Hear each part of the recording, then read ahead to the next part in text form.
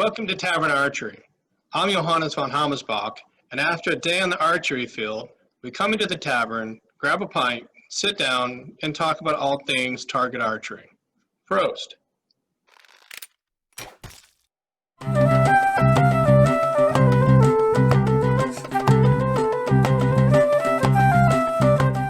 We're back in the tavern today with Master Godric of Hampton, from the Barony of Enderwald, from the Kingdom of the East. And Master Godric is going to show us today how to make arrows, from arrow blanks to getting arrows on target.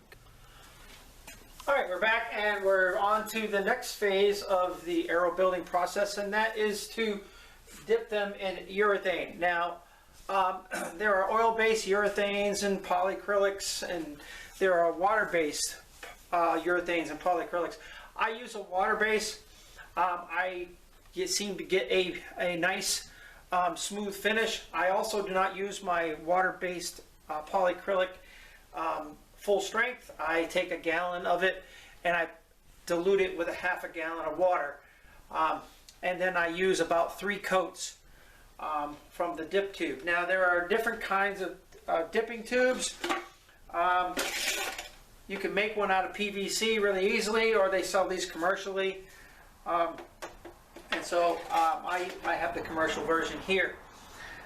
When we dip them, I dip them knock end first, and then I will, once that dries, I will then turn it over and I'll dip it point end first, and then the last coat will go knock end first.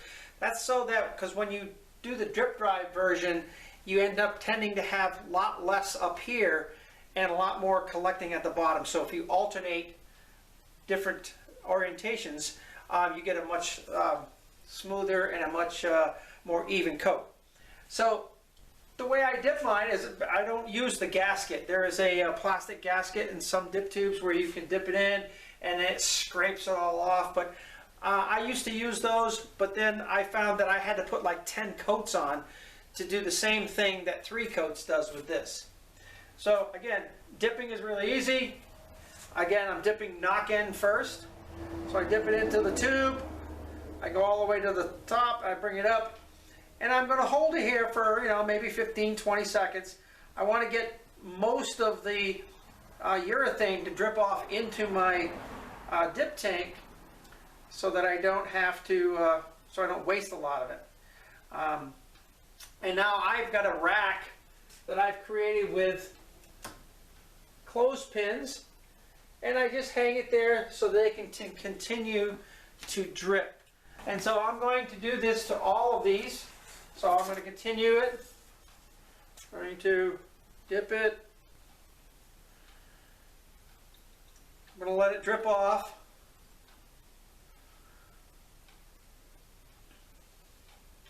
Once it starts dripping, I will let it drip for 5-6 seconds, and then I'll hang it up in my rack to continue. The rack can be made really easy with some storage rack, and then all I've done is duct tape and wire tied wooden clothespins to it. Really cheap and easy way of doing it to create your own dip rack. So I'm going to do the rest of these. And we're going to let them dry. It takes the water-based, depending upon humidity and everything, usually takes anywhere from half an hour to 40 minutes to dry. And so then we'll come back and I will show you the next process, because when we go to the next step and dip the other side, we're actually going to take some steel wool and we're going to pass the shaft through the steel wool to kind of like smooth it out for the next coat. And we do the steel wooling in between each coat, and then I do it on the final coat before we get ready to start fletching and put the feathers on. Okay, while we are waiting for the polyurethane to dry for the first coat, we're going to go into the feathers. I cut all my own feathers, and with a feather chopper. I have 2 kinds. I have a parabolic, which basically has a round edge to it, and I have a shield shape, which kind of has the little point and then a rounded edge on the back. For this set of feathers, I'm going to use the parabolic jig. and this customer wants 1 yellow feather and 2 blue feathers. So I buy the full length feather, which is like this, and they're right wing, so I use all right wing feathers. Basically it comes off the right wing of the bird, and that has to do with where the vein sits. So I'm going to need, since it's 1 yellow and 2 blue, I'm going to need 24 yellow and 48 blue. So the way that you end up doing this, and just be patient a little bit, I'm going to tilt the camera down so you can see the chopper, and is I'm going to place the vein of the feather right here on this group, right there on this flat spot. So I'm going to place this vein right there. Actually, and I'm going to make sure it's flat all the way across. I'm going to pull the chopper over so that it sits on the vein, and I'm going to tap it.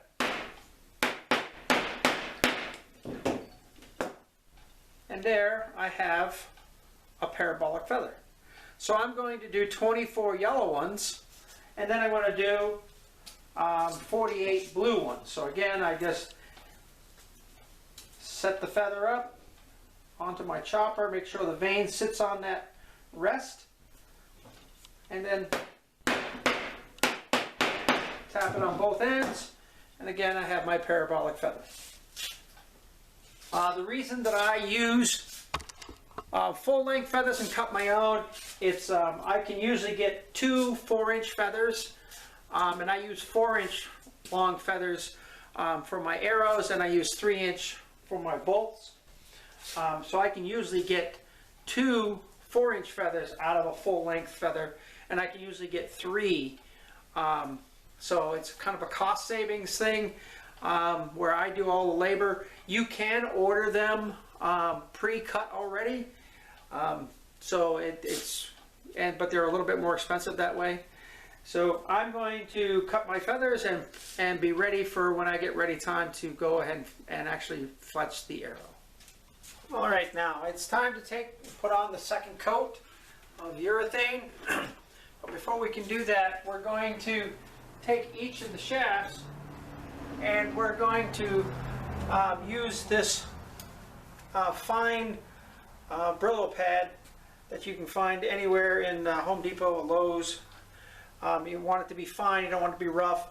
I don't like using steel wool because that leaves residue, and if you don't get the whole residue off, it ends up making your arrow kind of not very good.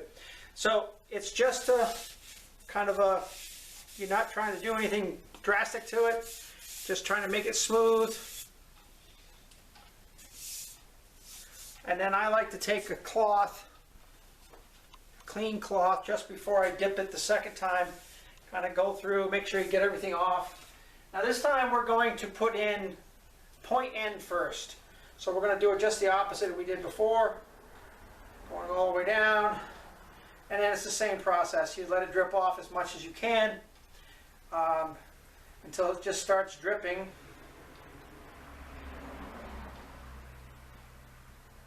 And then you hang it up. Okay, so again, I take my little fine Brillo pad, and I'm not even putting very much pressure on it. I'm just rubbing it back and forth to try to get all of the, if there's any excess debris, maybe a little bit of shavings left on it. You want to make sure it's nice and smooth. And then we put the second coat on.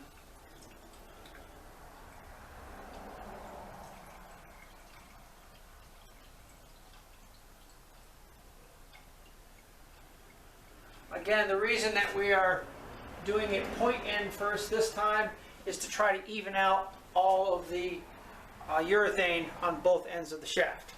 So I'm going to complete this, and then the next thing after this is going to be going to use the woodchuck to put the knock end on, and then we'll start fletching. Okay, so we're back.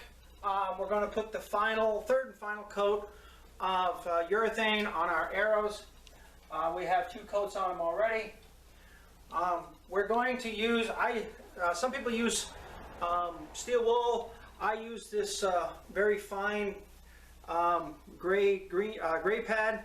And again, I'm doing this so I can give my urethane a smooth finish.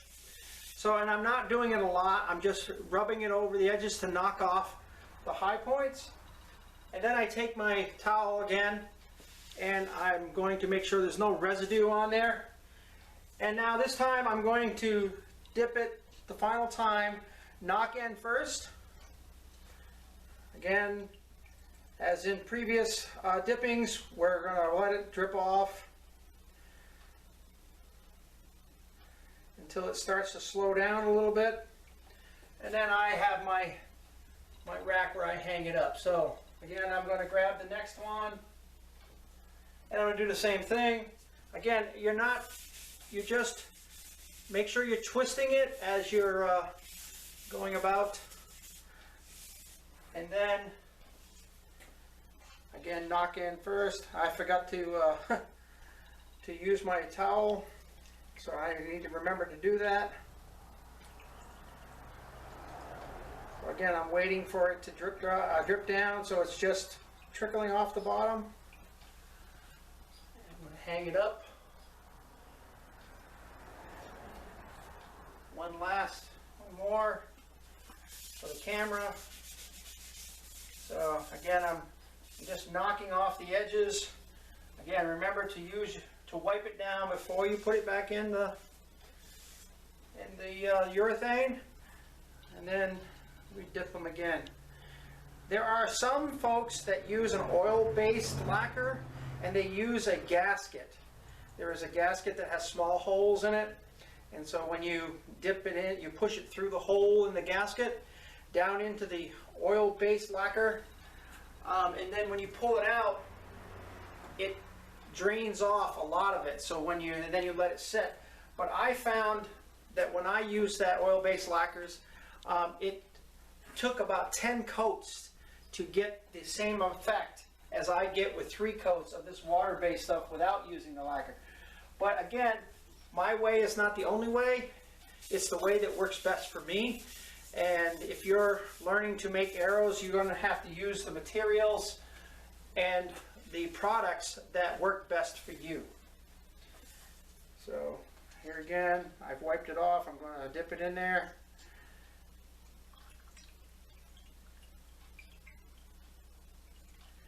And I'm going to let it drip until this usually takes about 15-20 seconds. The more you let it drip, obviously, the less waste you're going to have. And then I'm just going to do that. So I'm going to continue and do the rest of my arrows, and then we'll come back with how we're going to taper the knock end, and then we'll start flipping. Okay, we're back.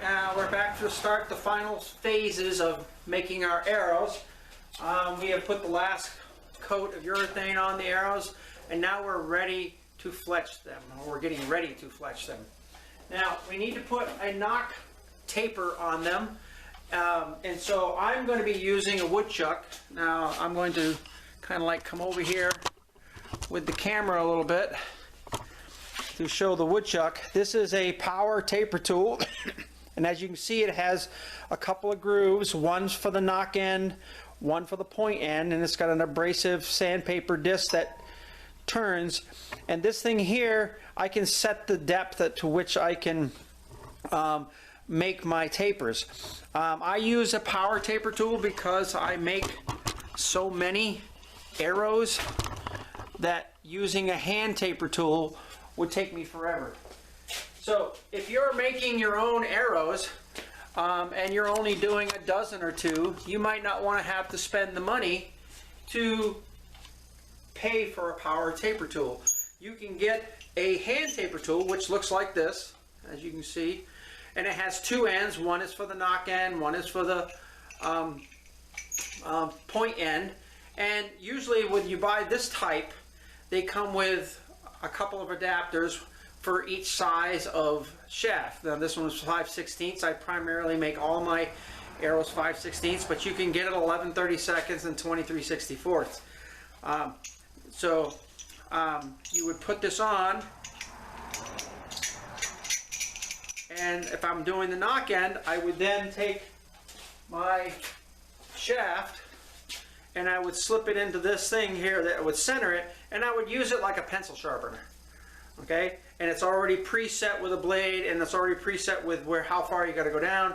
So if you're only doing a dozen or two at a time, it may not be economically feasible for you to grab one of these.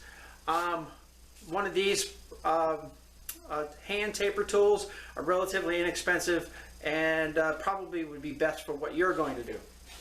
I'm going to use the power taper tool because I'm doing 24. Again, what I'm going to do is I'm going to put the shaft into the knock groove, which is this one that's really deeply beveled. And I'm going, as the wheel is turning, I'm going to turn the shaft until I get to the stop. Now, this is going to make a lot of noise, so probably we will mute this sound during this time. I'm going to show a couple of them, and then I will turn the camera off, and then I will do the rest of them, and then we'll come back to set up our jigs to actually do the fletching. So here we go.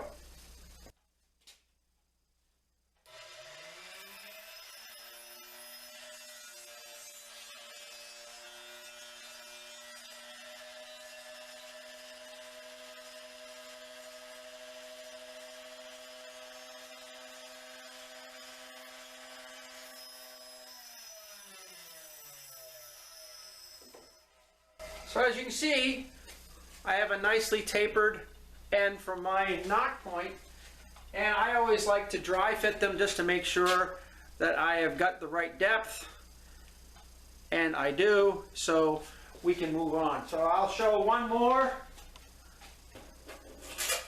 and then I'll turn the camera off and we will do the rest of them.